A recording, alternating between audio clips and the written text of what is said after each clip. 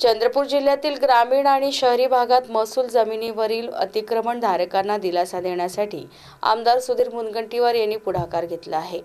मुख्यमंत्री देवेंद्र फडणवीस यांना या संदर्भात धोरणात्मक निर्णय घेण्याची विनंती मुनगंटीवार यांनी पत्राद्वारे केली आहे।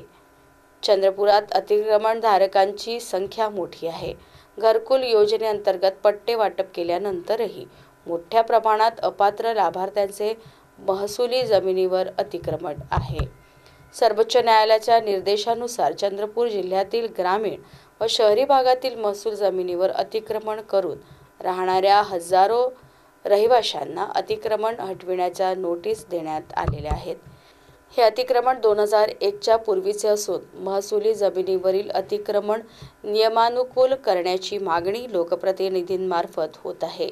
या प्रकरणात सर्वोच्च न्यायालयात पुनर्विचार याचिका दाखल करून महसूल जमिनीवरील अतिक्रमणधारकांना पट्टे देण्याबाबत धोरणात्मक निर्णय घेण्याची विनंती आमदार सुधीर मुनगंटीवार यांनी राज्याचे मुख्यमंत्री देवेंद्रजी फडणवीस यांना पत्राद्वारे केली आहे।